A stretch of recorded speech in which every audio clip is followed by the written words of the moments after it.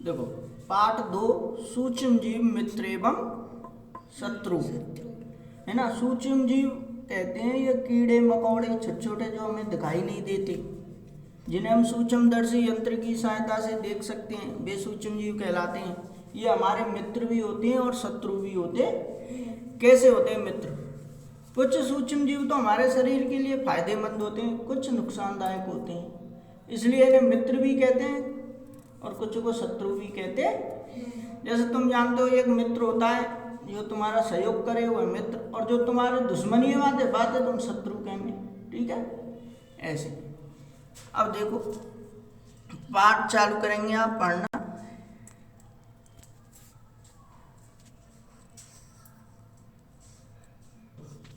आपने अपने आसपास के स्थानों पर पौधों एवं जंतुओं सहित अनेक सजीव देखे हैं।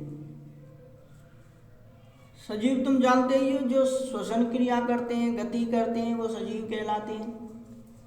परंतु कुछ जीव ऐसे भी हैं जिन्हें हम बिना यंत्र की सहायता से केवल आंखों से नहीं देख सकते, इन्हीं को सूक्ष्म जीव कहते हैं। जिन्हें हम खुली आंखों से नहीं देख सकते, जिनको देखने के लिए यंत्र की प्रयोग किया जाता है, यंत्र का, उन्हें सूक्ष्म जीव कहते हैं। उदाहरण के लिए आपने देखा होगा कि वर्षा ऋतु में नम ब्रेड रोटी सड़ने लगती है। मतलब रोटी जैसे तुमने रख दी तो सीलन आ जाती है, खुले में रोटी को रख देते हैं तो ब्रेड रोटी सड़ने लग जाती हैं।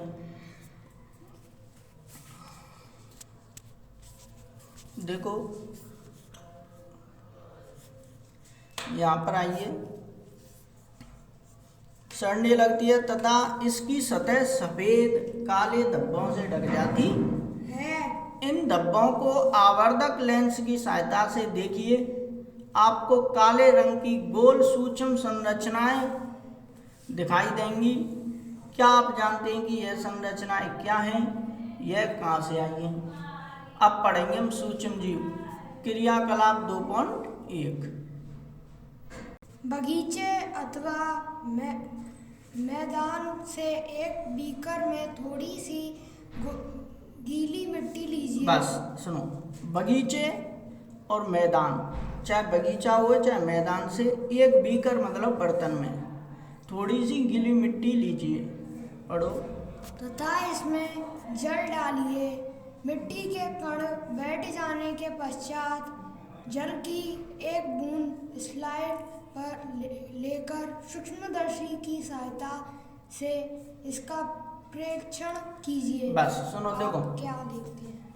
अब क्या ले, हम आपने जल डालिए, जल डाल दिया तो मिट्टी के कण बैठ जाने के बाद जल की एक बूंद लियो, छोटी एक बूंद स्लाइड पर रखिए और सूक्ष्मदर्शी की सहायता से इसका प्रेक्षण मतलब अध्ययन कीजिए। आप क्या देखते हैं? सूक्ष्म जीव दिख जाएंगे कि इस पानी में, इस मिट्टी में सूक्ष्म जीव है या नहीं है।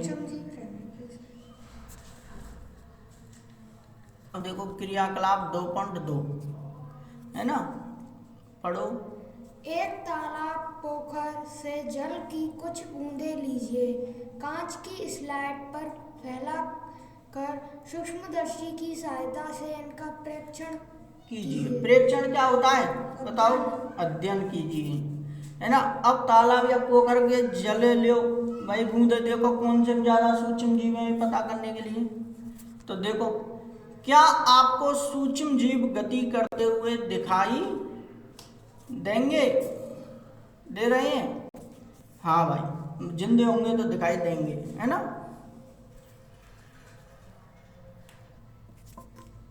इन प्रेक्षणों से पता चलता है कि मिट्टी एवं पानी में अनेक छोटे छोटे सूक्ष्म जीव उपस्थित रहते हैं। सूक्ष्म जीव इतने छोटे होते हैं कि उन्हें बिना यंत्र की सहायता से नहीं देखा जा सकता। इनमें से कुछ जैसे कि ब्रेड पर उगने वाले कवक जोर से को आवर्धक लेंस की सहायता से देखा जा सकता है। आवर्धक लेंस किसे कहते हैं? जो बड़ा करके दिखाए छोटी वस्तु को, उसे आवर्धक लेंस कहते हैं। आवर्धक, वर्धक मतलब बढ़ाना। ये क्या होता है? छोटी वस्तु को बड़ा करके दिखावा है। हाँ, ये आवर्धक लेंस, डॉक्टर भी इसका प्रयोग करते हैं, है ना। जैसे दांत वाले डॉक्टर इसका प्रयोग करते हैं, दांत में कीड़ा के ना वो देखते हैं आवर्धक लेंस से भी, है ना। पढ़ो। जबकि अन्य लेंस की सहायता सहायता से देखा जा सकता है, जबकि अन्य बिना सूक्ष्मदर्शी की सहायता से दिखाई नहीं देते। यही कारण है कि इन्हें सूक्ष्मजीव कहते हैं। जोर से पढ़ो ना, पढ़ो बच्चों। सूक्ष्म जीवों को 4 मुख्य वर्गों में बांटा गया है। यह वर्ग है जीवाणु, कवक, प्रोटोजोआ एवं कुछ शैवाल। जीवाणु, शैवाल, प्रोटोजोआ एवं कवक के कुछ सामान्य सूक्ष्मजीव चित्र 2.1 से 2.4 में दर्शाए गए हैं। विषाणु वायरस भी सूक्ष्म होते हैं, परंतु वे अन्य सूक्ष्म जीवों से भिन्न हैं। वे केवल परपोषी में ही गुणन करते हैं, अर्थात जीवाणु पौधे अथवा जंतु कोशिका में गुणन करते हैं। यहाँ से सुनो दोबारा से।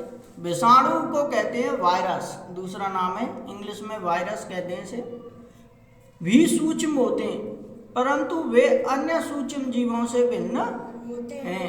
वे केवल परपोषी में ही गुणन करते हैं। गुणन मतलब क्रिया, परपोषी मतलब जो दूसरों से भोजन प्राप्त करते हैं उन्हें परपोषी कहते हैं। और ये विषाणु भी दूसरों से भोजन प्राप्त करते हैं, अर्थात जीवाणु पौधे अथवा जंतु कोशिका में गुणन करते हैं, ये उनसे क्रिया करते हैं। विषाणु चित्र 2.5 में दर्शाए गए हैं, दिखाए गए हैं, आगे देखेंगे इनका चित्र। कुछ सामान्य रोग जैसे कि जुकाम, इन्फ्लुएंजा क्या है, फ्लू, स्वाइन फ्लू रोग चलो ना, फैलने वाला रोग, एवं अधिकतर खांसी विषाणु द्वारा होते हैं। कुछ विशेष रोग जैसे कि पोलियो एवं खसरा भी विषाणु वायरस द्वारा होते हैं। अब जैसे अतिसार एवं मलेरिया प्रोटोजोआ द्वारा होते हैं। टाइफाइड एवं क्षय रोग जीवाणु द्वारा होने वाले रोग हैं ये, है ना। टाइफाइड जानते हो, मोतीजरा को कहते हैं। क्षय रोग मतलब टीबी को, अतिसार हम कहते हैं दस्त एजाम है जब, और मलेरिया तुम जानेंगे, है ना, ठंडा गर्म खा लिया तो मलेरिया हो जाता है ना। मलेरिया के और भी कारण है बहुत। इनमें से कुछ सूक्ष्म जीवों के विषय में आप कक्षा 6 और 7 में पढ़ चुके हैं।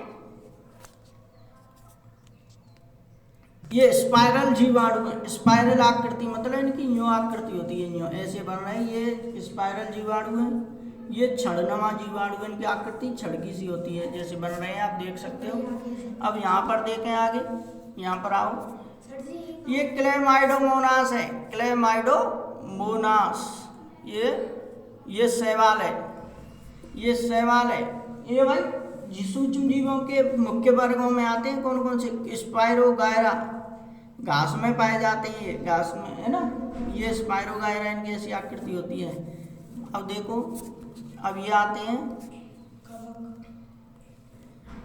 देखो यहाँ पर अब पढ़ेंगे प्रोटोजोआ। ये प्रोटोजोआ है ना, यहाँ पर देख सकते हो तुम चित्र में। ये प्रोटोजोआ, ये अमीबा है, ये कोशिकीय जीव होता है, अमीबा की आकृति है। ये प्रोटोजोआ वाले सूक्ष्म जीव हैं। ये पैरामीशियम है, ठीक है। ये अब आओ आगे, ये राइजोपस है। इनके चित्र बनाकर अभ्यास करना है आपको और बनाकर लाने हैं कल, है ना। ये पेनिसिलियम कवक है, ये कवक है तीनों। और ये एस्परजीलस, ये कवकों के नाम हैं और सूक्ष्म जीव के चित्र दिखाए गए हैं। ये विषाणु है, विषाणु का चित्र आप देख सकते हो। ये विषाणु का है, ठीक है। जीवाणु अलग होते हैं, ठीक है।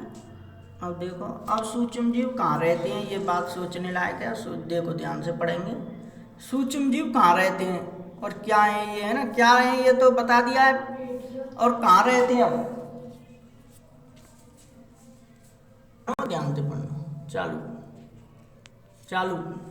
सूक्ष्म जीव एक कोशिक हो सकते हैं। एक कोशिक कहते हैं एक ही कोशिका के बने होते हैं ये सूक्ष्म जीव। और मानव में लाखों करोड़ों कोशिकाएं पाई जाती है, मानव में तो, पर सूक्ष्म जीव एक कोशिका के होते हैं। जब तो ना दिखे ये आदमी को आंखों से, इनको देखने के लिए किसकी आवश्यकता होती है, सूक्ष्मदर्शी यंत्र की। ये बात जैसे कि जीवाणु, कुछ शैवाल एवं प्रोटोजोआ, बहुकोशिक। बहुकोशिक सुनो, बहुकोशिक किसे कहते हैं, जिसमें बहुत कोशिकाएं पाई जाती, जैसे कि कई शैवाल हैं जिनमें बहुत कोशिका पाई जाती हैं। अब यह बर्फीली शीत से उष्ण गर्म स्रोतों तक हर प्रकार। बस सुनो, ध्यान से सुनो।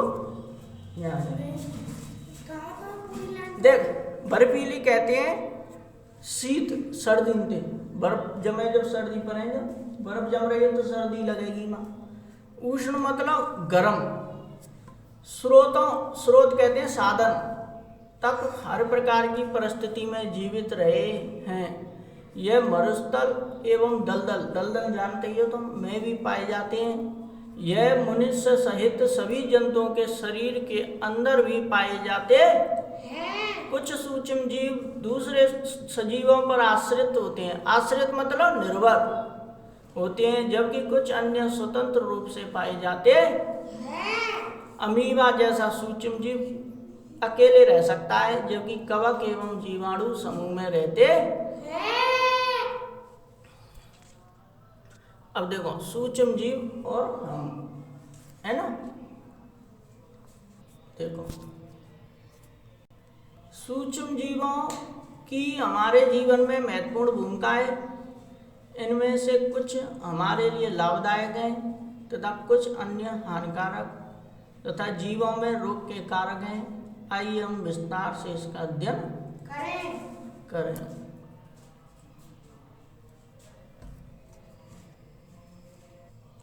सूक्ष्म जीव और हम। अब देखो यहाँ, हाँ पढ़ो। सूक्ष्म जीवों की हमारे जीवन में महत्वपूर्ण भूमिका है। जोर से पढ़ ले। इनमें से कुछ हमारे लिए लाभदायक हैं तथा कुछ अन्य हानिकारक तथा जीवों में रोग के कारक हैं। आइए हम विस्तार से इसका अध्ययन करें। हाँ, सूक्ष्म जीव। सूक्ष्म जीव विभिन्न कार्यों में उपयोग किए जाते हैं। इनका उपयोग दही जमाने में, ब्रेड एवं केक बनाने में किया जाता है। तो एक नियम प्रश्न आ सकता है, सूक्ष्म जीवों को उपयोग बताइए। तो इनका उपयोग कई में किया जाता है, दही, ब्रेड एवं केक बनाने में किया जाता है। प्राचीन काल से ही सूक्ष्म जीवों का उपयोग अल्कोहल बनाने में किया जाता रहा है। अब बता, अल्कोहल क्या होता है? अल्कोहल कहते हैं शराब। शराब जानते हो? दारू दे। अब यहाँ पर आइए ऊपर। एल्यूमिनियम की पन्नी बनाई जाती है। एल्यूमिनियम भी एक धातु है एक प्रकार की, है ना। एल्यूमिनियम की शीट आम ये लोहे की बनाई जाती, तार बनाए जाते हैं। अब यहाँ पर आउट टॉपिक से संबंधित देखो, पर्यावरण को स्वच्छ रखने के लिए भी इनका उपयोग किया जाता है। उदाहरण के लिए कार्बनिक अवशिष्ट। कार्बनिक अवशिष्ट कहते हैं जिसमें कार्बन पाया जाता है। कार्बन कहते हैं काला पदार्थ। सब्जियों के छिलके, जंतु अवशेष, है ना। जंतुओं के अवशेष जानते हो? जंतु मर जाने, जिनके हड्डी फड्डी, निशान, विष्टा इत्यादि, ये होते हैं कार्बनिक अपशिष्ट के उदाहरण है। कार्बनिक अपशिष्ट का सब्जियों के छिलके, कार्य प्रजामना में कार्बन होता है। जंतु अवशेष में भी कार्बन होता है, काला पदार्थ। विष्टा जाने, जंतु की लेटरिन थे विष्टा के में, ठीक है। का अपघटन जीवाणुओं द्वारा किया जाता है। अपघटन जानते हो? तोड़ना। है ना। ये पदार्थ जैसे सब्जियों के छिलके तोड़े जाते हैं, जंतु अवशेष तोड़े जाते हैं, अपघटन होता है इनका। छोटे छोटे ये बिल्कुल महीन बन जाते, मिट्टी में मिल जाते हैं तो इनका अपघटन होता है, उसे कहते हैं। तथा हानि रहित पदार्थ बनते हैं। स्मरण कीजिए, जीवाणुओं का उपयोग औषधि उत्पादन, औषधि बनाने में एवं कृषि में मृदा की उर्वरता में वृद्धि करने में किया जाता है, जिससे नाइट्रोजन स्थिरीकरण होता है।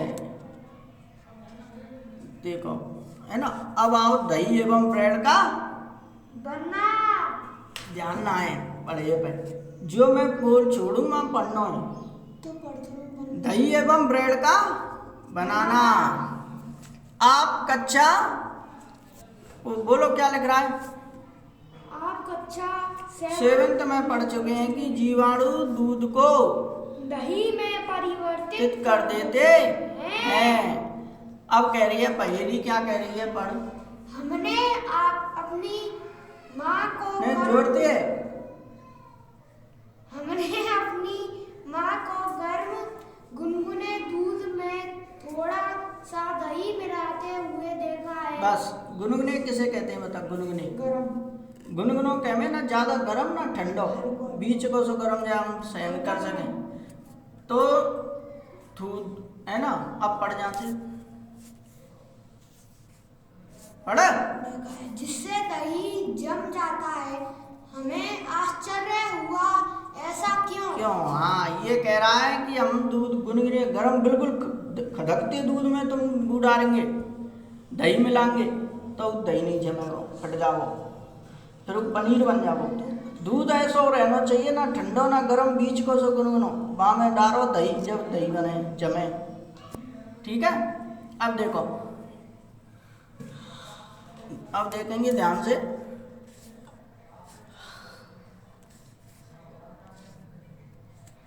हाँ बच्चों, अब देखो, दही में अनेक सूक्ष्म जीव पाए जाते हैं।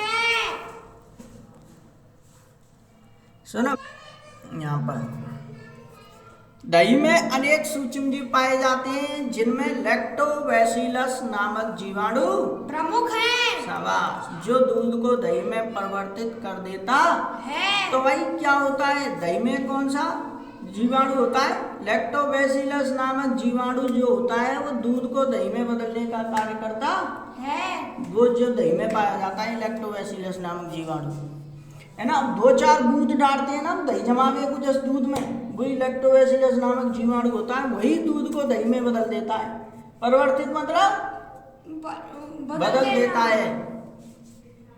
वह दूध में जनन कर, जनन मतलब ब्याह कर, जैसे जनन क्रिया एक जीव से दूसरे जीव उत्पन्न करना उसे जनन कहते हैं। वह दूध में जनन कर उसे दही में परिवर्तित कर देते हैं। जीवाणु जैसे पनीर को दूसरा नाम है चीज भी कहते हैं इसे, अचार एवं अनेक खाद्य पदार्थों, खाद्य पदार्थ जानते हो, खाए जाने वाले पदार्थों के उत्पादन में सहायक होते हैं। रवा सूजी, रवा सूजी अलग है, ऐसे ही पनीर और चीज अलग है। ठीक है। इडली एवं भटूरे खाएंगे तो इडली एवं भटूरे तो, है ना। आज का क्या है? छोले भटूरे और इडली का एक महत्वपूर्ण समघटक दही है। मतलब इडली और भटूरे बने ना, इनमें दही समघटक जरूरी है, दही डालना जरूरी है ना। क्या आप अनुमान लगा सकते हैं कि ऐसा क्यों है। जीवाणु एवं यीस्ट चावल के आटे के किण्वन में सहायक होते हैं। चावल के आटे के किण्वन में किण्वन प्रक्रिया होती है, क्या होती है आगे पढ़ेंगे, जिससे इडली एवं डोसा बनता है। कितने बजे?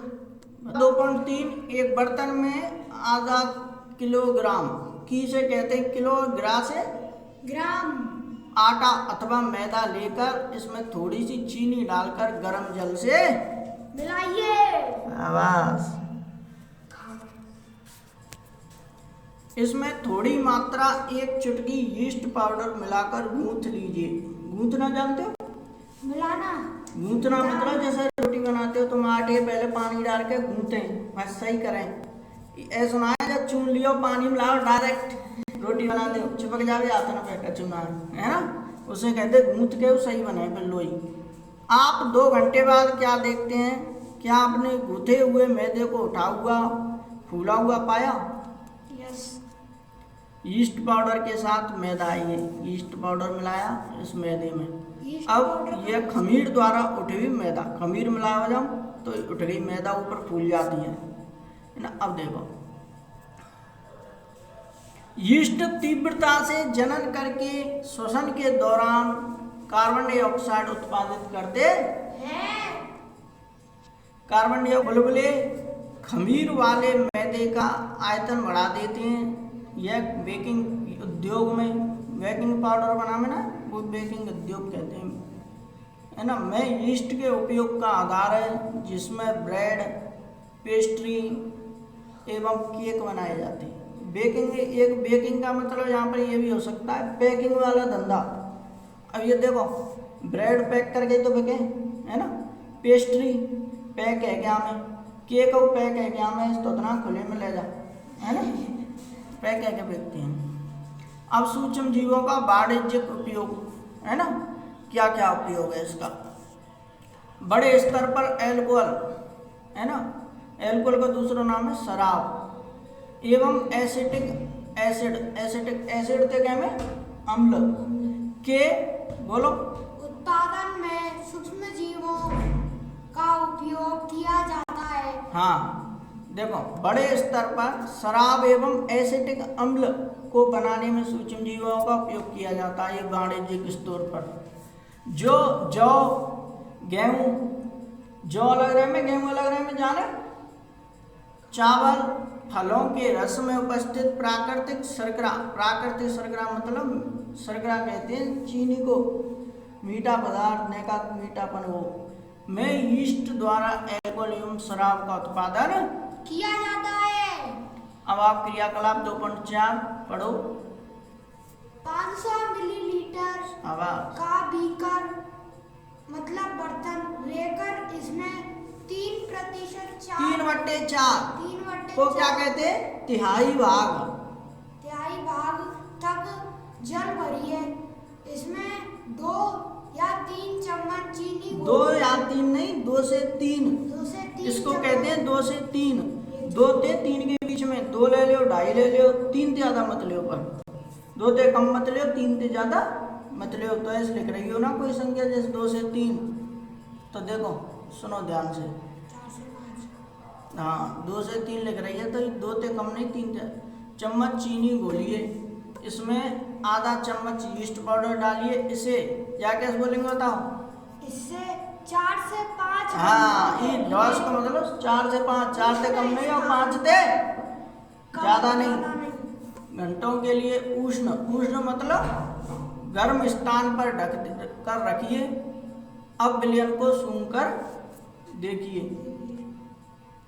इसे 4 से 5 घंटों के लिए उष्ण मतलब गर्म स्थान पर ढक कर रखिए। अब विलयन को सूंघ कर देखिए क्या होता है विलयन, है ना। यह गंध किसकी है, अल्कोहल की। हाँ जो चीनी के अल्कोहल में परिवर्तित होने के कारण बना है। चीनी के अल्कोहल में परिवर्तन की यह प्रक्रिया किण्वन अथवा फर्मेंटेशन कहलाती इसे कहते हैं। चीनी को जब अल्कोहल में बदलते हैं तो चीनी अल्कोहल में बदलती है तो किण्वन प्रक्रिया के द्वारा बदलती है, इसे किण्वन अथवा फर्मेंटेशन कहलाता है। ये आ सकती है परिभाषा पेपर में, बहुत इम्पोर्टेंट है। तो देखो लुई पास्चर ने किण्वन की खोज कब की थी, 1857 में, ये लिख नहीं रही है। सूक्ष्म जीवों के औषधीय उपयोग, अब इनके औषधीय उपयोग कहते हैं दवाइयों में उपयोग क्या क्या है। अब देखो जब कभी आप बीमार पड़ते हैं तो डॉक्टर के पास, डॉक्टर आपको पेनिसिलिन का इंजेक्शन देते हैं, है ना, प्रतिजैविक इंजेक्शन जो साइड इफेक्ट नहीं होते उसके, है ना, अथवा कोई अन्य प्रतिजैविक की गोली अथवा कैप्सूल देते हैं। इन औषधियों का स्रोत सूक्ष्म जीव हैं, मतलब ये सूक्ष्म जीवों से प्राप्त होते हैं हमें ये इंजेक्शन दवाइयाँ। स्रोत मतलब साधन है ये बीमारी पैदा करने वाले सूक्ष्म जीवों को नष्ट कर देती है अथवा उनकी वृद्धि को रोक देती है। इस प्रकार की औषधि को क्या कहते हैं? प्रतिजैविक अथवा एंटीबायोटिक शाबाश कहते हैं। आजकल जीवाणु और कवक से अनेक प्रतिजैविक औषधियों का उत्पादन हो रहा है, जैसे स्ट्रेप्टोमाइसिन, ये प्रतिजैविक दवाई के नाम है, टेट्रासाइक्लिन, एरिथ्रोमाइसिन सामान्य रूप से उपयोग की जाने वाली प्रतिजैविक हैं, जिन्हें कवक एवं जीवाणु से उत्पादित किया जाता है। किसी विशिष्ट प्रकार के सूक्ष्म जीव का संवर्धन करके प्रतिजैविक का उत्पादन किया जाता है, जिन्हें अनेक रोगों की चिकित्सा में उपयोग में लाए जाते हैं। सन 1829 में अलेक्जेंडर फ्लेमिंग जीवाणु रोगों से बचाव हेतु सन 1929 है ये, है ना, में अलेक्जेंडर फ्लेमिंग नामक जीवाणु रोगों से बचाव हेतु एक संवर्धन पर प्रयोग कर रहे थे। संवर्धन मतलब जानते हो, माध्यम होता है ना, जीवाणु रोगों से बचाव का माध्यम। अचानक उन्होंने संवर्धन तस्त्री पर, माध्यम तस्त्री पर, है ना, हरे रंग की फफूंद के छोटे बीजाणु देखे। उन्होंने पाया कि यह फफूंद जीवाणु की वृद्धि को रोकते हैं तथा यह तथ्य पाया कि बहुत सारे जीवाणु फफूंद द्वारा मारे गए। इस प्रकार फफूंद से क्या बनाई गई? पेनिसिलिन दवाई बनाई गई। पेनिसिलिन दवाई है ये, है ना। सुनो भाई, पेनिसिलिन क्या होता है बताओ? पेनिसिलिन क्या होता है? जो डॉक्टर बीमार होने के कारण पेनिसिलिन दवाई ऐसी होती है, दवाई होती है वैसे ना, इसका जैसे कोई रिएक्शन है, जब नुकसान भी नहीं करती है तो फायदा ना कर रही तो नुकसान भी नहीं कर रही, बीच किसी ये है करते हैं, पर ये साइड इफेक्ट नहीं होते इनके।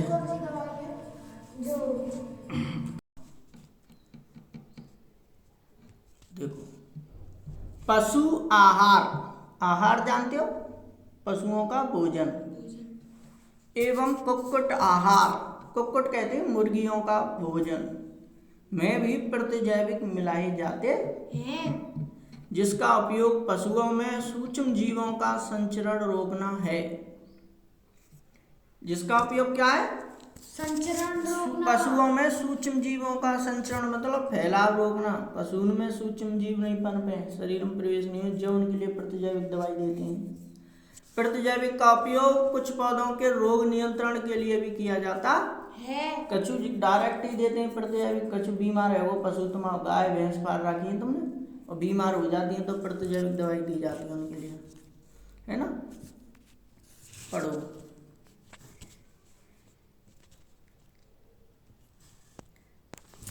ध्यान रखना चाहिए कि डॉक्टर की सलाह पर ही प्रतिजैविक की दवाएं लेनी चाहिए तथा उस दवा का कोर्स भी पूरा करना चाहिए। यदि आप प्रतिजैविक उस समय लेंगे जब उसकी आवश्यकता नहीं है, तो अगली बार जब आप बीमार होंगे और आपको प्रतिजैविक की आवश्यकता होगी तो वह उतनी प्रभावी नहीं होगी। इसके अतिरिक्त अनावश्यक रूप से ली गई प्रतिजैविक शरीर में उपयोगी जीवाणु भी नष्ट कर देती है। सर्दी, जुकाम एवं फ्लू में प्रतिजैविक प्रभावशाली नहीं है, क्योंकि यह रोग विषाणु द्वारा होते हैं। बस समझो, देखो ये इसमें क्वेश्चन बन रहे हैं, छोटे छोटे क्वेश्चन आ सकते हैं पेपर में। देखो, सर्दी जुकाम है, जब सर्दी में जुकाम हो जाता है ना, और फ्लू हो जाता है, फ्लू मतलब फ्लू रोग, फैलने वाला रोग हो जाता है, तो इनमें प्रतिजैविक दवाई ज़्यादा असर नहीं करती, प्रभावशाली नहीं, असरदार नहीं होती है। ये आ सकता है सर्दी। कौन से दो रोग हैं जिनमें प्रतिजैविक प्रभावशाली नहीं होती है? सर्दी, जुकाम एवं फ्लू में, ठीक है। और यह रोग विषाणु द्वारा होता है। किससे द्वारा होते हैं रोग? विषाणु द्वारा। फ्लू मतलब फैलने वाले रोग में, जैसे डेंगू, मलेरिया। हाँ, अब देखो इसमें ये कह रहा है, एक बात और समझो, जब तुम बीमार होते हो, जैसे प्रतिजैविक दवाई ले ली और तुम बीमार नहीं हो, है ना, तब भी ले ली। अब तुम बीमार होंगे जब दवाई तुम पे जितनी असर नहीं करेगी, बीमार है तभी ले जा दवाई जब ज़्यादा असर करती है, ये कहने का मतलब है इसका। अब आओ वैक्सीन, जिसका दूसरा नाम है टीका। अब कोरोना को टीका लग रहा है ना, ऐसे ही शिशु एवं बच्चों को टीका क्यों लगाया जाता है? पहली कह रही है शिशु मतलब छोटे, 1 साल से छोटे के बालक को शिशु कहते हैं, 1 साल से बड़े को बच्चे, बच्चों में आ जाऊंगा। बच्चों को टीका क्यों लगाया जाता है? जब रोग कारक सूक्ष्म जीव हमारे शरीर में प्रवेश करते हैं तो उनसे लड़ने के लिए हमारा शरीर प्रतिरक्षी उत्पन्न करता है। प्रतिरक्षी मतलब हमारे शरीर में एंटीबॉडी कहते हैं जिन्हें इंग्लिश, प्रतिरक्षी, ये हमारे शरीर की रक्षा करते हैं रोगों से, उसे कहते हैं प्रतिरक्षी। शरीर को यह स्मरण रहता है, स्मरण मतलब याद रहता है कि वही सूक्ष्म जीव अगर हमारे शरीर में पुनः प्रवेश करता है तो उससे किस प्रकार लड़ा जाए। अतः यदि मृत अथवा निष्क्रिय सूक्ष्म जीवों को स्वस्थ व्यक्ति के शरीर में प्रविष्ट कराया जाए तो शरीर की कोशिकाएं उसी के अनुसार लड़ने के प्रतिरक्षी उत्पन्न करके रोग कारक को नष्ट कर देती है और यह प्रतिरक्षी हमारे शरीर में सदा के लिए बनी रहती है तथा रोग कारक सूक्ष्म जीव से हमारी सदा के लिए सुरक्षा होती है। इस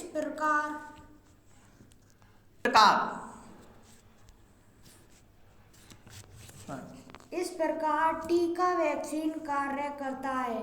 हैजा, क्षय, चेचक तथा हेपेटाइटिस ये बीमारी इनके नाम है। जैसी अनेक बीमारियों को वैक्सीन टीके द्वारा रोका जा सकता है। अब देखो इस वैज्ञानिक को समझेंगे। एडवर्ड जेनर ने चेचक के लिए 1798 में चेचक के टीके की खोज की थी। तो ये प्रश्न आ सकता है, चेचक के टीके की खोज किसने की थी? एडवर्ड जेनर ने। हाँ, ये प्रश्न आ सकता है। और कब की थी? 1798 में, है ना। अब देखो, आपके बचपन में आपको भी अनेक रोगों से रक्षा करने के लिए टीके दिए गए होंगे। क्या आप इन रोगों की सूची तैयार कर सकते हैं? इसके लिए अपने माता पिता की मदद ले सकते हैं। सभी बच्चों को इन रोगों से सुरक्षा की आवश्यकता होती है। आवश्यक टीके निकट के अस्पताल में उपलब्ध होते हैं, आंगनवाड़ियों में भी लगाए जाते हैं। बच्चों को पोलियो से बचाने के लिए आपने टेलीविजन एवं समाचार पत्रों में पोलियो के टीकाकरण के विज्ञापन, पल्स पोलियो देखे होंगे। पोलियो ड्रॉप बच्चों को दिया जाने वाला वास्तव में एक टीका वैक्सीन है। अब पोलियो टीका आपने लगवाया को पता? ड्रॉप, पोलियो की ड्रॉप की है, गली गली में आते हैं, कभी घर घर डोलते हैं ना, ये डिस्पेंसरी वाले। हाँ, चेचक के विरुद्ध विश्वव्यापी अभियान चलाया गया, जिसके परिणाम स्वरूप विश्व के अधिकांश भागों से चेचक का उन्मूलन हो गया। उन्मूलन मतलब विकास हो गया इसका, है ना। आजकल सूक्ष्म जीवों से टीके का उत्पादन बड़े स्तर पर किया जाता है, जिससे मनुष्य एवं अनेक जंतुओं को अनेक रोगों से बचाया जाता है। अब देखो मिट्टी की उर्वरता में वृद्धि कैसे होती है। सूक्ष्म जीवी करते हैं मिट्टी की उर्वरता में वृद्धि। तो देखो, पढ़ो। कुछ जीवाणु एवं नीले हरे शैवाल कोष्ठक में चित्र 2.7 वायुमंडलीय नाइट्रोजन का स्थिरीकरण कर सकते हैं। इस प्रकार मृदा में नाइट्रोजन का संवर्धन होता है। संवर्धन जानते हो क्या होता है? मृदा में नाइट्रोजन गैस एकत्रित होती है ना, संवर्धन एकत्रित होना, तथा उसकी उर्वरता में वृद्धि होती है। इन्हें सामान्यतः जैविक नाइट्रोजन स्थिरीकारक कहते हैं। सर ये चित्र है नाइट्रोजन स्थिरीकारक को साइनोबैक्टीरिया है ये तो, है ना। और नीले हरे शैवाल हैं, ये नीले है ना, हरे शैवाल, ये हरे, ये हरे, ये नीले, नीले हरे शैवाल साइनोबैक्ट, इनको कहते हैं मिट्टी में क्षमता बढ़ाते हैं, मिट्टी को उपजाऊ बनाते हैं। साइनोबैक्टीरिया नीले हरे शैवाल हैं, ये का चित्र है ये। और देखो अब आओ पर्यावरण का शुद्धिकरण, है ना।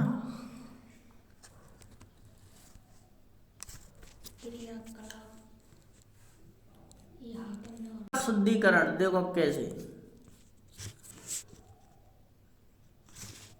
अपने विद्यालय के माली को देखने के बाद पहेली बूझो और दूसरे विद्यार्थियों ने घरों व बगीचों से पत्तियां एवं फूल सब्जियों का कचरा एकत्र करके उसके निपटान के लिए, निपटान जानते हो मतलब उसको नष्ट करने के लिए बनाए गए गड्ढे में डाला।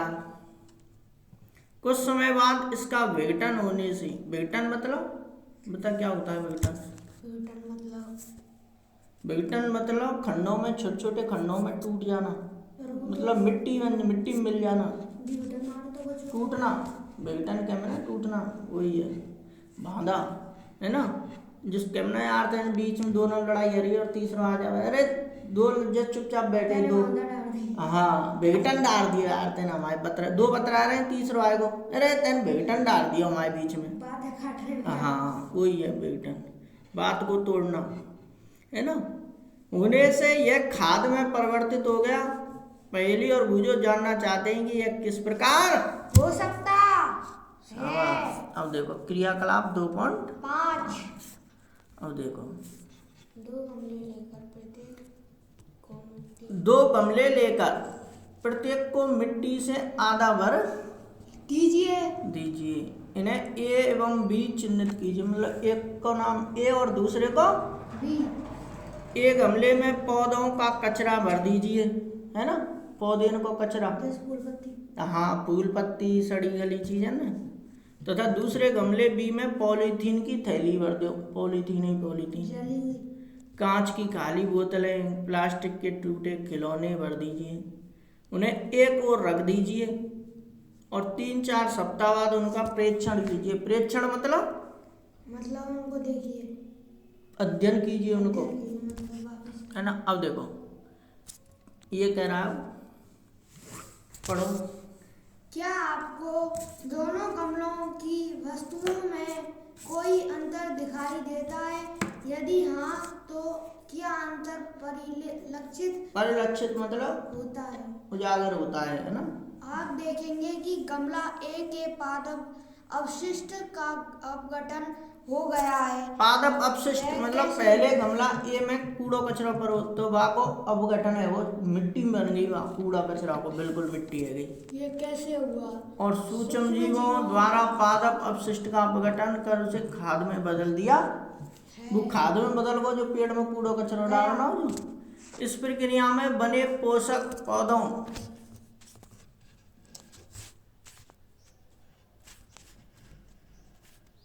पुनः उपयोग किए जाते हैं। क्या आपने ध्यान दिया कि गमला बी के पॉलीथीन की थैली, कांच की खाली बोतलों में खिलौनों के टूटे हुए टुकड़ों में इस प्रकार का परिवर्तन नहीं हुआ। सूक्ष्म जीव उन पर क्रिया करके खाद में परिवर्तित हो गए नहीं कर सकते। ध्यान ना आया मतलब यहाँ छोड़ू, मैं तो बोला था। आप अक्सर पढ़ो, आप अक्सर बड़ी मात्रा में मृत जीवों को सड़ते हुए पादप व कभी कभी सड़ते हुए जंतुओं के रूप में देखते हैं। आप देखते हैं कि कुछ समय बाद वह विलुप्त हो जाती है। विलुप्त जानते हो? गायब हो जाती है। हाँ, इसका मुख्य कारण है कि सूक्ष्म जीव मृत जैविक अपशिष्ट का अपघटन करके बस रुको। सूक्ष्म जीव मृत जैविक अपशिष्ट जानते हो? मृत माने मरे हुए, जैविक मतलब जीव, और अपशिष्ट मरे हुए जीवों का कूड़ा कचरा अवशिष्ट मतलब उसे कहते हैं मृत जैविक अपशिष्ट करके उन्हें सरल पदार्थों में परिवर्तित कर देते हैं। अब बताइए एक बार वो बताइए, मृत जैविक अपशिष्ट किसे कहते हैं? ये मैंने बताया था आपके लिए पहले, दोबारा मृत बताया। मतलब मरे हुए, हाँ। सड़े गए, और जैविक मतलब जीव, और अपशिष्ट मतलब कूड़ा कचरा। शाबाश, मृत सही बात है ना। अब देखो, यह पदार्थ अन्य पौधों एवं जंतुओं द्वारा पुनः उपयोग कर लिए जाते हैं। इस प्रकार हानिकारक एवं दुर्गंध युक्त पदार्थों का निम्नीकरण करने के लिए, निम्नीकरण मतलब जानते हो क्या होता है? निम्नीकरण मतलब बहुत छोटे छोटे खंडों में तोड़ना, बहुत चूरन बना देना, उसे कहते हैं निम्नीकरण। करने के लिए हम सूक्ष्म जीवों का उपयोग करके पर्यावरण का शुद्धिकरण कर सकते हैं। अब देखो हानिकारक सूक्ष्म जीव पढ़ेंगे, है ना। बोलते हैं सूक्ष्म जीव अनेक प्रकार से हानिकारक हैं। कुछ सूक्ष्म जीव मनुष्य, जंतुओं एवं पौधों में रोग उत्पन्न करते हैं।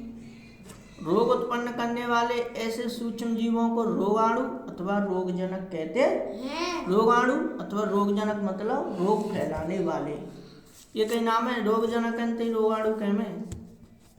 कुछ सूक्ष्म जीव भोजन, कपड़े एवं की वस्तुओं को समदूषित कर देते हैं, है ना।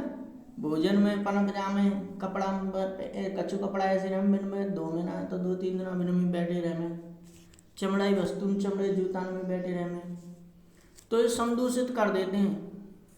आइए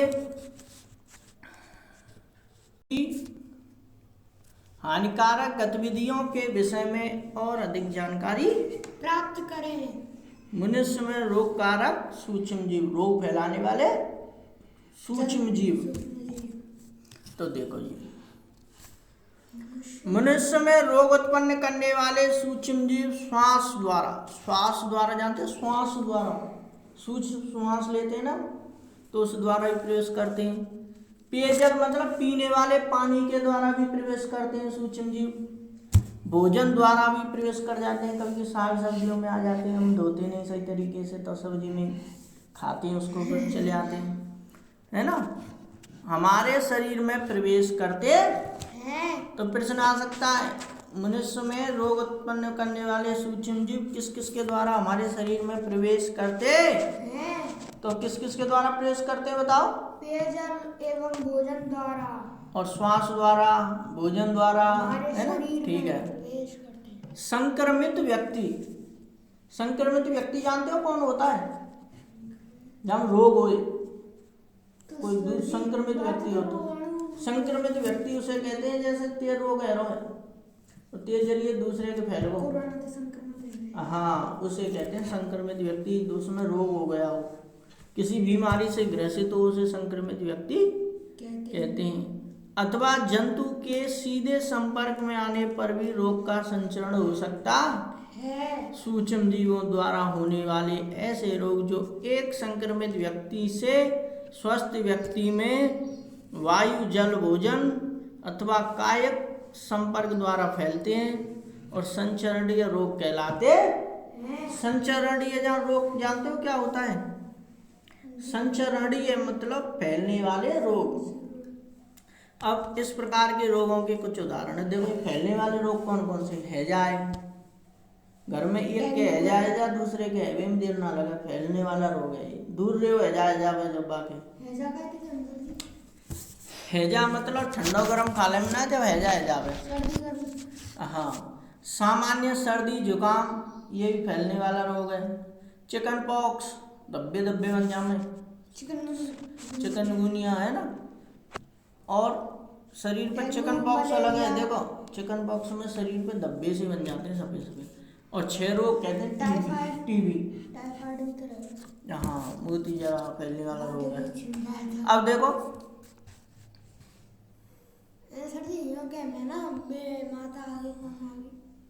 माता आ गई, हाँ वो छोटी माता बड़ी माता भी बीमारी होती है, वो भी फैलने वाली होती है। इनके नाम तो बीमारी रख दी।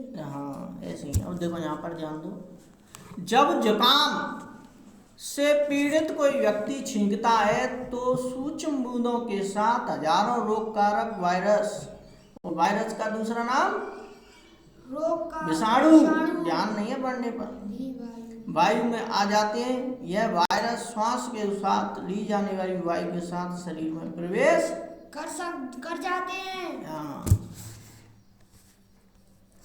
तब आप संचरणीय रोगों का फैलना किस प्रकार रोकते हैं? अब पहली कह रही है हमें छींकते समय अपने मुंह एवं नाक पर रुमाल रखना चाहिए, और अच्छा तो यही है कि संक्रमित व्यक्ति से पर्याप्त दूरी बनाए रखी जाए। आज कोरोना में भी यही हो रहा है, 2 गज की दूरी, 2 गज की दूरी, मास्क लगाना जरूरी। कुछ कीट एवं जंतु ऐसे भी हैं जो रोग कारक सूक्ष्म जीवों के रोग वाहक का कार्य करते हैं। रोग वाहक है ना, घरेलू मक्खी इसका एक उदाहरण है। घरेलू मक्खी होती है ये बड़ी वाली मक्खी, है ना, घर में रहने वाली, है ना, घरेलू मक्खी नाम घर में रहने वाली होती है। यहाँ घरेलू घर में रहने वाली घर में ही मिलती है ना। कितनी बड़ी होगी? सूक्ष्म जीवों के रोग वाहक, समझो ये क्या, रोग को ले जाने वाली रोग वाहक, है ना। और मक्खी कूड़े एवं जंतु अपशिष्ट पर बैठती हैं। ये रोग है वाहक, मतलब एक जगह से दूसरी जगह ले जाने का कार्य करें, फैलाने का। जैसे हाथ में। हाँ, अब देखो ये मक्खी कूड़े पे बैठे, कूड़े तुम गंदे पटकते हो, है ना। जंतु अपशिष्ट पर बैठती हैं। जंतु अपशिष्ट जानते हो, जंतुओं का कूड़ा कचरा जैसे गोबर, है ना, टॉयलेट पर। रोगाणु उसके शरीर से चिपक जाते हैं, जंतु कहते हैं। जब मक्खी बिना ढके भोजन पर बैठती है तो रोगाणु का स्थानांतरण संभव है, एक जगह से दूसरी जगह ले जाए। जो भी व्यक्ति ऐसा समदूषित भोजन करेगा उसके बीमार पड़ने की संभावना होगी है। अतः यह सलाह दी जाती है कि भोजन को सदा ही ढककर रखना चाहिए। हाँ, बिना ढके भोजन को खाने से बचना चाहिए। मादा एनाफ्लीज, ये ध्यान रखना है, मादा एनाफ्लीज मच्छर इसका एक अन्य उदाहरण है। मच्छर प्लेज्मोडियम मलेरिया परजीवी का वाहक है। ये मच्छर प्लेज्मोडियम इससे होता है, ये परजीवी। मलेरिया मच्छर है, इसके मच्छर के काटने से मलेरिया हो जाता है, प्लेज्मोडियम। मादा एडीज मच्छर डेंगू के वायरस का वाहक है। मादा एडीज मच्छर होता है ना, ये काट को आदमी है तो डेंगू है जावे। हम मलेरिया अथवा डेंगू का नियंत्रण किस प्रकार कर सकते हैं, मतलब मलेरिया और डेंगू को किस प्रकार रोक सकते हैं? देखो ये मादा एनाफ्लीज मच्छर का चित्र है। वो चित्र इनमें कोई वो है अंतर मच्छर में? मच्छर बहुत प्रकार के रहे, यही तो नहीं जानते हो तुम अभी। अब देखो पहली क्या कह रही है, कैसे कह सके एक प्रकार के रहे, बता। सब एक जैसे देखने में एक जैसे बनते देखिए, एक जैसे कछू मच्छर ऐसे होते हैं जो हमें दिखते नहीं। कछू सूक्ष्मदर्शी यंत्र से दिखते हैं ना, कछू बड़े भी होते हैं, कछू दिखे। मच्छर देखने में एक से लगते हैं पर वैरायटी अलग है।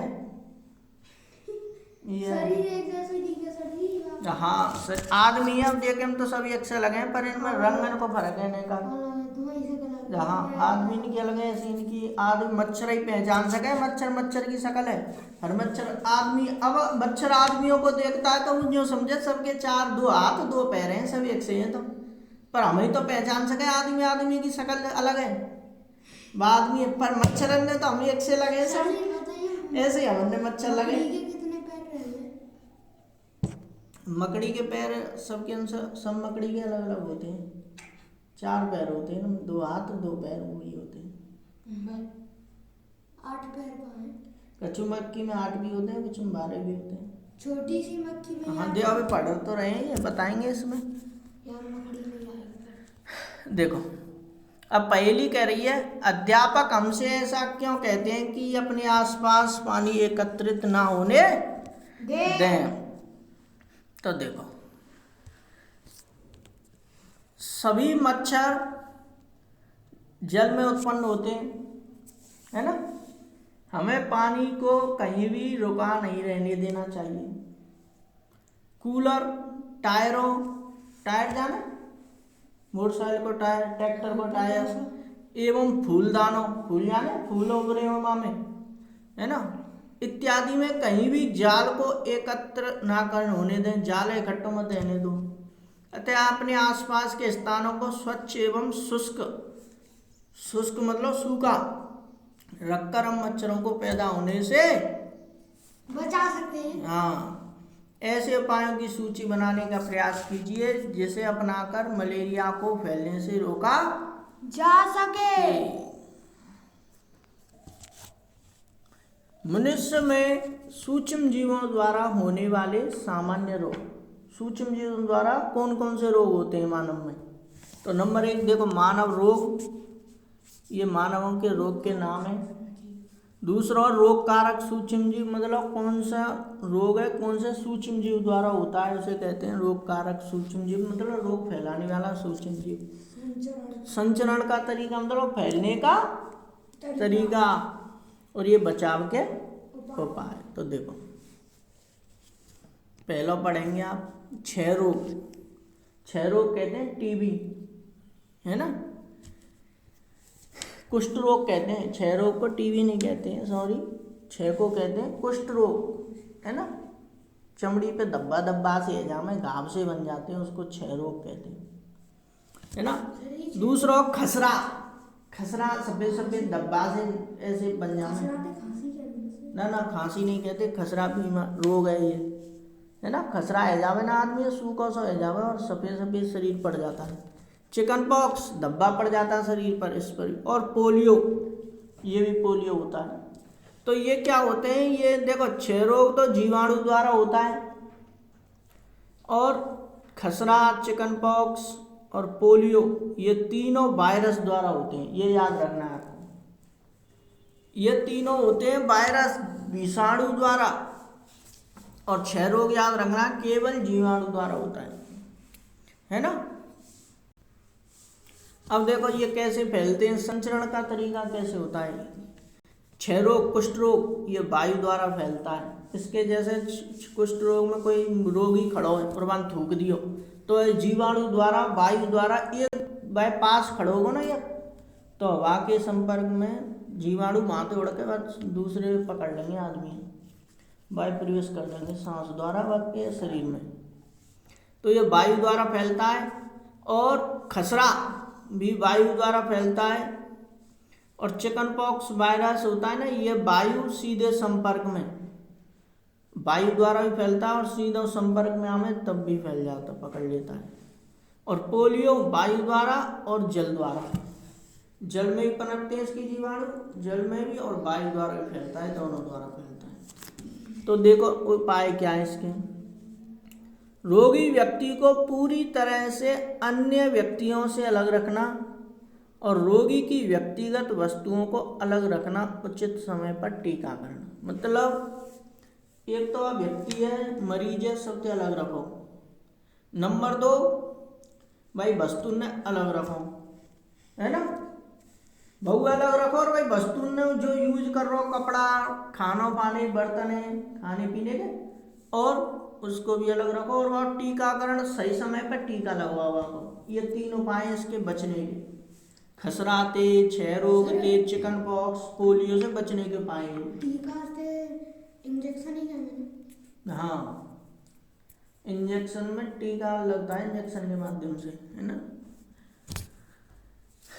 अब आ जाइए आप, देखो हैजा और टाइफाइड, है ना। हैजा किसके द्वारा होता है? टाइफाइड जीवाणु के द्वारा होता है, सूक्ष्म जीव है। और टाइफाइड होता है, ये भी जीवाणु के द्वारा होता है, फैलने वाले रोग है ये। हैजा गर्म जल, ठंडो जल पीले में जब है जल के द्वारा होता है। और भोजन, ठंडो गर्म भोजन खा लेना है, ठंडे के ऊपर गर्म और गर्म के ऊपर ठंडा भोजन खा लियो, जब हैजा होता है। अब टाइफाइड, मोती जरा, ये जल से ही होता है, जल के माध्यम से शरीर में प्रवेश करते हैं जीवाणु, है ना। और ठंडा जल ज़्यादा ही पी लियो जब है जावे कभी कभी, है ना, बढ़ता है उससे। जल के माध्यम से भी यहाँ जीवाणु प्रवेश करते हैं। फैलने का तरीका है जल द्वारा फैलता है, और हैजा जल और भोजन द्वारा फैलते हैं। इसके जीवाणु जल में और भोजन में पनपते हैं। तो उपाय क्या है इसका? व्यक्तिगत स्वच्छता, मतलब व्यक्ति को स्वच्छ रहना चाहिए एवं अच्छी आदतों को अपनाना चाहिए, है ना। एक तो व्यक्ति स्वच्छ रहे और अच्छी आदतों ने अपना, ये नहीं गंदगी में रह रहे। दूसरा, भली भांति पके भोजन को खाए। हैजा टाइफाइड है जावे तो पकाओ भोजन का, गरम ठंडे मत का। उबला पेयजल एवं टीकाकरण, मतलब उबला जल मतलब गर्म पानी पियो, टीका लगवाओ समय पे, है ना, और स्वच्छता का ध्यान रखें। ये उपाय हैं। कछु गंदगी पसंद होती है कुछों के लिए, वहीं खा रहे हैं वहीं मूत्र रहे, है ना, ऐसे ही है। अब देखो यहाँ पे आओ, हेपेटाइटिस ए।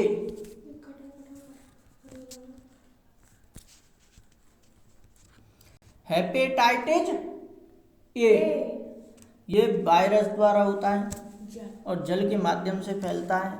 उबले हुए पेयजल का प्रयोग करना चाहिए, मतलब गर्म जल पियो और टीकाकरण लगवाओ, समय पर टीका लगवाओ। मलेरिया ये भी प्रोटोजोआ द्वारा होता है, ये प्रोटोजोआ द्वारा होता है, मच्छर के काटने से होता है ये। और इसके उपाय देखेंगे अब। मच्छरदानियों का प्रयोग करें, मलेरिया है जावे तो, या मच्छरदानी को प्रयोग ना कर सकें तो ऑल आउट लगाओ, कमरा में मच्छर नहीं रहना चाहिए। कहूँ मच्छर भगाने वाले रसायन का प्रयोग करें या दवाई का, ऑल आउट आम है जैसे मच्छर छिड़कने वाली आती है दवाई। और अगला उपाय देखें, कीटनाशक का छिड़काव करें, है ना, बुई हाँ कीड़े मकोड़ों को मारने वाली दवाई का छिड़काव करें। ये मच्छर के प्रजनन रोकने के लिए जल को किसी भी स्थान पर एकत्र ना रहने देना, जल को इकट्ठा ना होने दें एक जगह पर।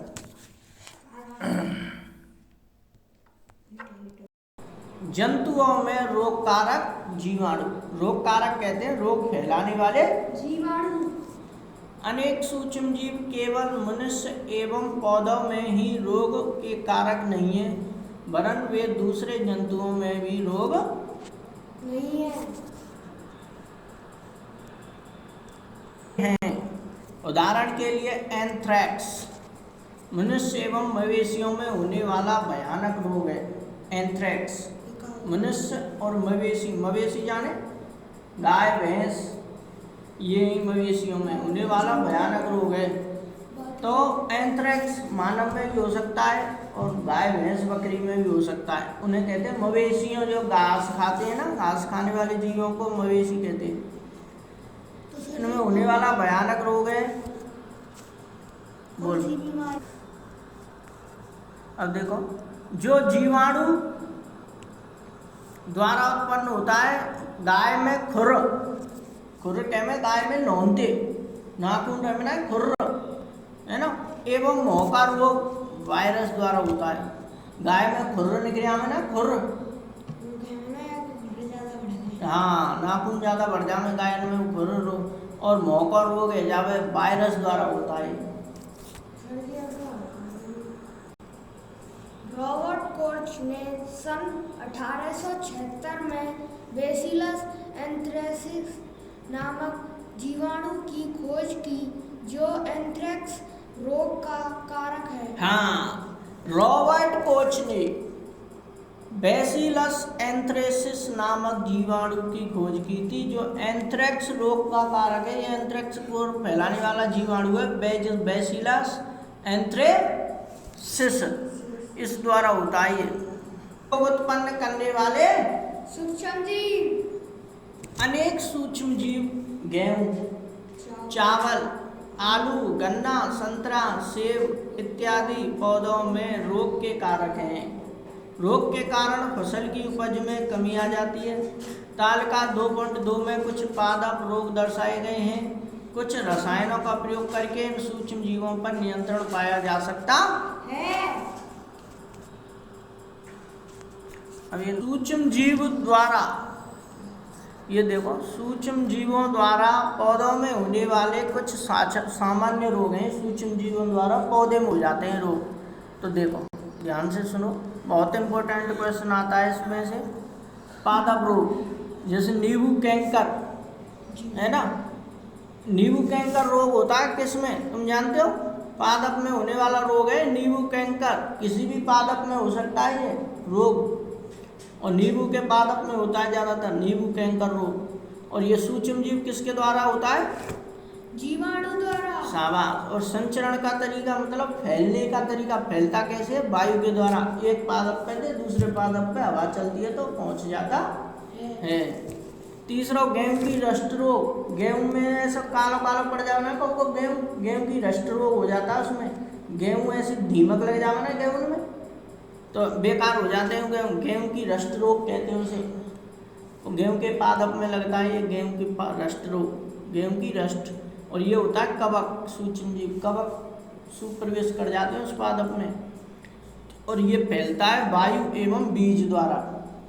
खेत में खराब बीज डाल दिया तो ऐसे ही गेहूं की रस्ट रोग नामक पादप होंगे। तीसरा लास्ट भिंडी की पीत रोग। ये भिंडी के पादप में होता है और वायरस द्वारा होता है। वायरस मतलब विषाणु द्वारा, और फैलने का तरीका है कीट पतंगों द्वारा, है ना, कीट द्वारा फैलता है। कीट पतंग हम दिखाएंगे। कीट कहते हैं कीड़े मकोड़ों द्वारा, कीट होते हैं छोटे से। विषाक्तन, जिसे इंग्लिश में कहते हैं फूड पॉइजनिंग, है ना, क्या होती है? खाद विषाक्तन मतलब कभी कभी हमें खाद मतलब खाया जाने वाला, विषाक्तन मतलब पदार्थ जहर बन जाता है ना, उससे फिर हम बीमार हो जाते हैं। तो क्या है? बूझो के एक मित्र ने उसे एक पार्टी में आमंत्रित किया, मतलब पार्टी बुलाया, है ना। जैसे तुम्हारे दोस्त की पार्टी में जा रहे हो तुम, किसी आपका हैप्पी बर्थडे है और आप अपने दोस्त को इनवाइट कर रहे हो, बुला रहे हो अपने फ्रेंड, है ना, बर्थडे में। तो ऐसे ही बूझो ने अपने मित्र ने उसे एक पार्टी में बुलाया। वहाँ उसने अनेक प्रकार के व्यंजन खाए। व्यंजन जानते हो? पकवान, मिठाई खाई, पिज्जा, बर्गर, पेटी, तरह तरह के व्यंजन है, रसगुल्ला, है ना। और घर आने पर उसे बमन होने लगी। बमन मतलब उल्टी होने लग गई। उसे अस्पताल ले जाया गया और डॉक्टर ने बताया कि यह खाद्य विषाक्तन के कारण होने वाली बीमारी स्थिति है। मतलब ऐसे खाद्य विषाक्तन हो गया है, ऐसे फूड पॉइजनिंग हो गई है, डॉक्टर ने ये कहा। अब देखो भाई, पहेली कह रही है को आश्चर्य होता है कि भोजन विष कैसे बन जाता है। भोजन तो हमने सही रखो रात में, और सुबह जहर कैसे बन गया ये? पहेली सोच रही है बूझो की बहन, मान सकते हो उसे, कि ये भोजन जहर कैसे बन गया? रात में तो हमने खाया था और बचा था, उसको रख दिया, है ना। तो अब देखो ये क्या होता है। सूक्ष्म जीवों द्वारा संदूषित भोजन करने से खाद्य विषाक्तन हो सकता। सूक्ष्म जीव प्रवेश कर जाते हैं उस भोजन को। तुम कभी कभी ढककर नहीं रखते हो साग सब्जी को, फ्रिज में रख दें बिना ढके, और फ्रिज में गलती से मच्छर घुस जाते हैं अनेक तरीका के, तो वो चखते हैं सब्जी कैसी है, और वाह फिर तुम में वो अपने छूट जाते हैं लार्वाओं को, फिर तुम उसको खाते हो सुबह, फिर तुम्हारे शरीर में प्रवेश कर जाते हो, तो उससे खाद्य विषाक्तन हो जाता है। तितली क्या होती है?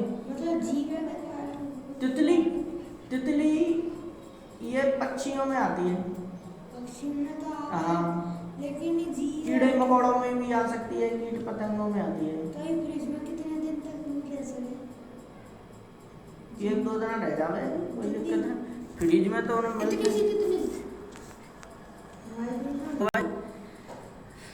हमारे भोजन में उत्पन्न होने वाले सूक्ष्म जीव कभी कभी विषैले पदार्थ उत्पन्न करते हैं। यह भोजन को विषाक्त बना देते हैं, जिसके सेवन से व्यक्ति भयंकर रूप से रोगी हो सकता है, अथवा कभी कभी उसकी क्या होती है, उसकी मृत्यु भी हो सकती है। अतः यह आवश्यक है कि हम भोजन को संदूषित होने से बचाएं। अब पढ़ेंगे खाद्य परीक्षण क्या होता है। खाद्य परीक्षण मतलब कोई चीज़ है खाने से पहले भाई जांच कर लो कैसी है ना, परीक्षण करके खाओ तो देखो समझेंगे हम।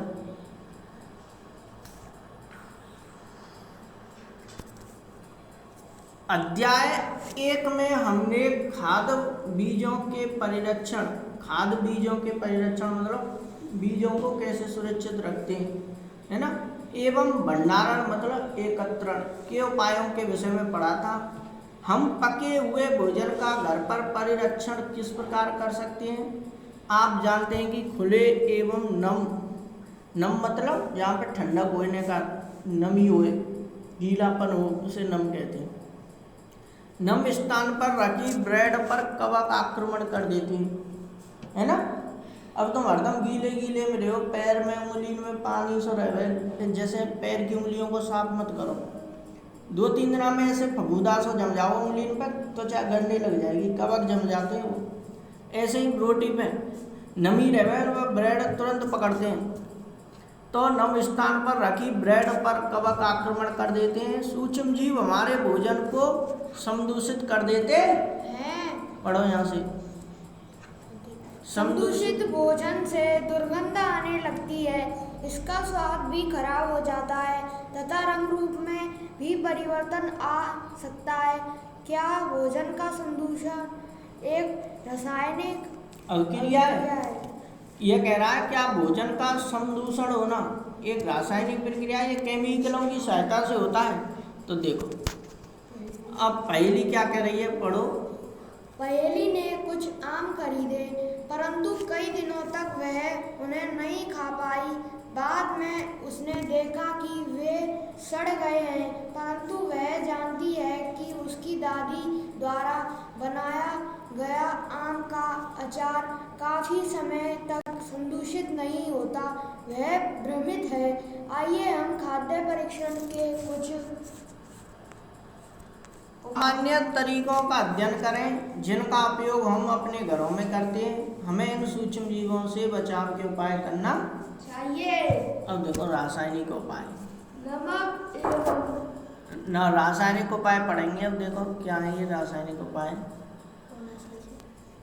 देखो नमक एवं खाद्य तेल कहते हैं खाया जाने वाला तेल। खोलियो बेटा, कहाँ चल रहे हम? नमक एवं खाद्य तेल मतलब खाया जाने वाला तेल।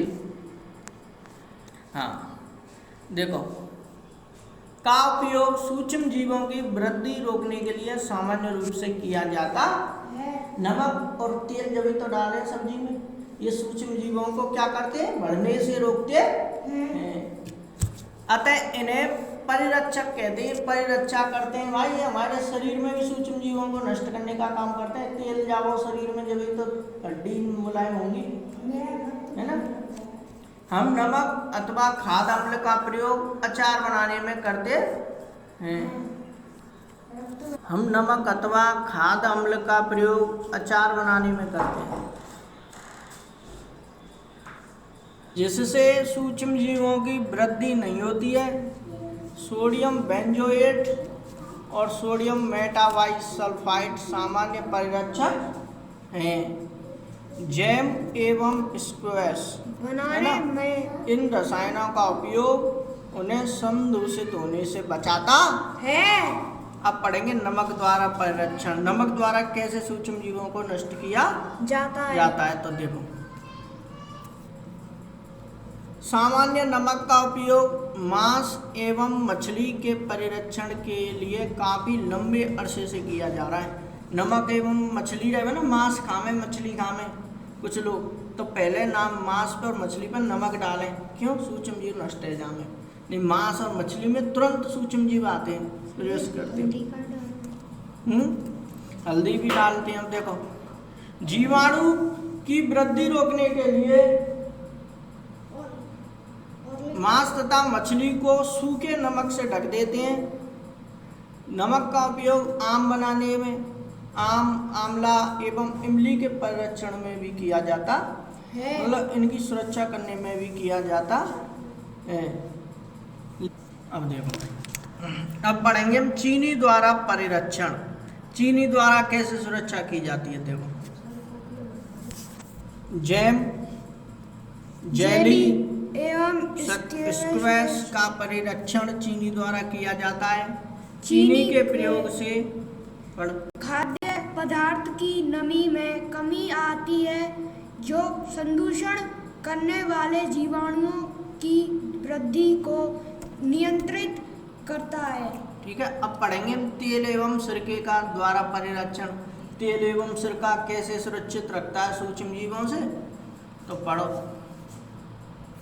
तेल एवं सिरके का उपयोग अचार को संदूषण से बचाने में किया जाता है, क्योंकि इसमें जीवाणु जीवित नहीं रह सकते।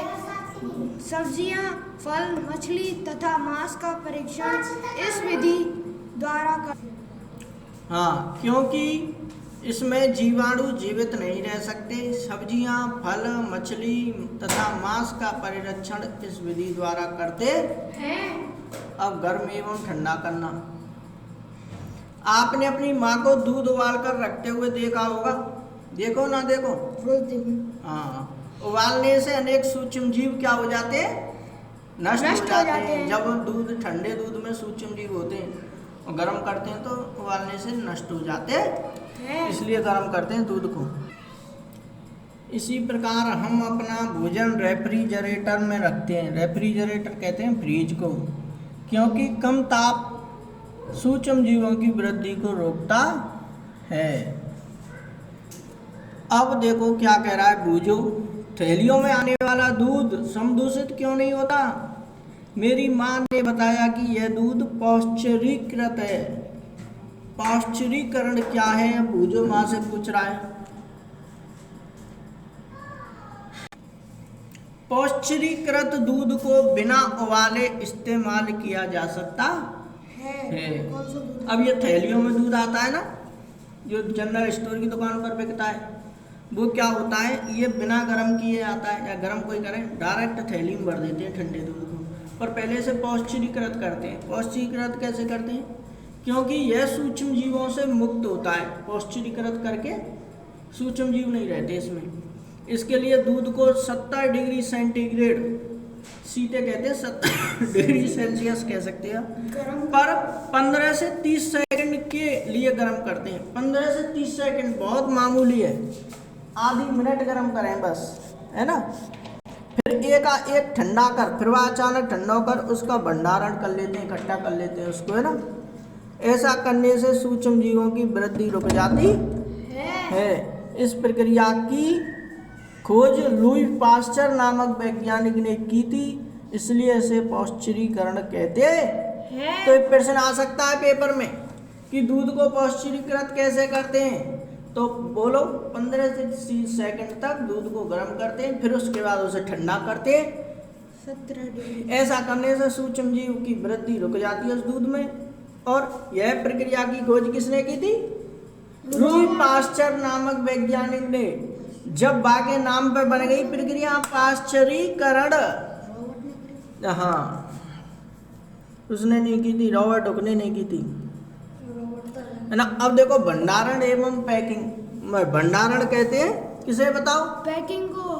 भंडारण मतलब एकत्र, और पैकिंग मतलब भरना, कुछ पैकेटों में भरना, इकट्ठा करना कहते हैं, है ना। अब देखो कैसे करते हैं। आजकल मेवे तथा सब्जियां भी वायु रोधी सील किए गए पैकेटों में बेचे जाते हैं, मतलब जिनमें से हवा पास ना ऐसा है ना। मेवा आ रहे, मेवा जानते हो, काजू, बादाम, पिस्ता, और सब्जी भी ऐसी ऐसी सब्जी आ रही है जो पैकिंग की आ रही है, वायु रोधी सील किए गए पैकेटों में बेचे जाते हैं। जैसे मंगोड़ी, सेम की मंगोड़ी, आमिर आए, सोयाबीन की मंगोड़ी, ये पैकेट हम तो बिक रही है, जिससे सूक्ष्म जीव से सुरक्षा होती है। अब देखो नाइट्रोजन स्थिरीकरण। अब देखो क्या होता है। आपने कक्षा 6 और 7 में राइजोबियम जीवाणु के बारे में पढ़ा है, जो लेग्यूम पौधों, जैसे कहते हैं दलहन, दाल वाले पौधों को लेग्यूम पौधों को कहते हैं, लेग्यूम वंश में आते हैं, में नाइट्रोजन स्थिरीकरण में सहायक होते हैं ये दाल वाले पौधे। स्मरण कीजिए, स्मरण मतलब याद कीजिए। राइजोबियम लेग्यूम पौधों की ग्रंथिकाओं में रहते हैं। ग्रंथिकाओं मतलब जड़ों में रहते हैं। जैसे सेम और मटर जो एक सहजीवता है, सेम को पादप और मटर को पादप। कभी कभी तड़ित विद्युत द्वारा भी नाइट्रोजन का स्थिरीकरण होता है। तड़ित मतलब बिजली चमके ना कभी कभी, परंतु आप जानते हैं कि नाइट्रोजन की मात्रा वायुमंडल में स्थिर रहती है, फिक्स रहती है। आपको आश्चर्य होगा कि यह कैसे संभव है। आइए इसके विषय में अगले भाग में समझते हैं। देखो ये चित्र देख रहे हैं आप, इसका लेग्यूम पौधे की जड़ ग्रंथिकाएं ऐसी होती हैं, जड़ों में पाए जाते हैं। लेग्यूम पौधे की जड़ ग्रंथिकाएं ऐसी होती हैं। अब पढ़ेंगे आप नाइट्रोजन चक्र क्या होता है। देखो पहले तो आप नाइट्रोजन चक्र के इस चित्र को समझें। देखो नाइट्रोजन चक्र, हाँ देखो क्या होता है। सबसे पहले यहाँ पर आए, मिट्टी में उपस्थित नाइट्रोजन के यौगिक, है ना। मिट्टी में उपस्थित होते हैं नाइट्रोजन के यौगिक, है ना। यौगिक जानते हो क्या होता है? तत्व और अणु मिलकर यौगिक बनाते हैं। छोटे छोटे तत्व मिल जाते हैं, कुछ अणु मिल जाते हैं तो यौगिक बनाते हैं। यौगिक पदार्थ होता है एक, जैसे जल का एक अणु, है ना। जल H2O बनेगा तो जल एक पदार्थ, जैसे चीनी और पानी का मिश्रण एक यौगिक बन जाता है ना। हाँ तत्व अणु रहते हैं ना ये यौगिक। तत्व प्रगति में पाए जाते हैं किसी न किसी रूप में। तो देखो और डिटेल में समझ जाओगे यौगिक क्या होता है। ये पार्ट दे रखा है, आगे पढ़ेंगे आप। मिट्टी में उपस्थित नाइट्रोजन के यौगिक, अब ये यहाँ से जाते हैं, यहाँ पर मुक्त होते हैं जीवाणु द्वारा नाइट्रोजन यौगिकों का गैसीय नाइट्रोजन में परिवर्तन। क्या हो जाता है इनका? गैसीय नाइट्रोजन, गैस के रूप में नाइट्रोजन यौगिक बदल जाते हैं। अब यहाँ से फिर ये वायुमंडल में पहुँच जाते हैं ऊपर। फिर यहाँ से चलते हैं बाह्य ताड़ित द्वारा नाइट्रोजन स्थिरीकरण, मतलब बिजली चमके जब नाइट्रोजन स्थिरीकरण करके दोबारा गिर पड़ते हैं धरती पर और नाइट्रोजन मिट्टी में आ जाते हैं। फिर नाइट्रोजन यौगिक दोबारा मिट्टी में। नाइट्रोजन के अणुओं से मिलकर बने पदार्थ या नाइट्रोजन के जो पदार्थ कहलाते हैं। पदार्थ एक प्रकार यौगिक होता है ना। अब देखो ये प्रक्रिया हो गई। अब देखो दूसरी, एक तो ऐसे बन रहा है, दूसरा वायुमंडलीय नाइट्रोजन से कैसे प्राप्त होते हैं, इस चिन्ह पर आए। यहाँ पर वायुमंडलीय नाइट्रोजन का की जीवाणु एवं नीले हरित शैवाल द्वारा स्थिरीकरण करते हैं। फिर ये जीवाणु द्वारा स्थिर नाइट्रोजन को नाइट्रोजन यौगिकों में परिवर्तित करना, फिर डायरेक्ट मिट्टी में आ जाते ये। फिर ये चक्कर यूँ चलता रहता है यूँ। अब ये मिट्टी में उपस्थित नाइट्रोजन के यौगिक यूँ भी पौधों द्वारा अवशोषण होता है इनका। कभी कभी पौधे अवशोषित कर लेते हैं, फिर पौधों को जंतु खा जाते हैं। जंतुओं द्वारा पौधों का खाना। फिर जंतु उत्सर्जन एवं जीवों की मृत्यु द्वारा उत्पन्न नाइट्रोजन अपशिष्ट, मतलब जंतु मर जाते हैं, उत्सर्जन क्रिया करते हैं, वो खराब पदार्थों को बाहर निकालते हैं, विष्टा वो, तो उसके द्वारा मिट्टी में दोबारा नाइट्रोजन के यौगिक आ जाते और जीवों की मृत्यु हो जाती है। उससे उत्पन्न कूड़े कचरे में से भी प्राप्त होते हैं नाइट्रोजन के। तो ये नाइट्रोजन चक्र चलता रहता है। जिस प्रकार ऑक्सीजन और CO2 का चक्र चलता रहता है। तो देखो आप समझेंगे डिटेल में क्या है नाइट्रोजन का चक्र। पढ़ो।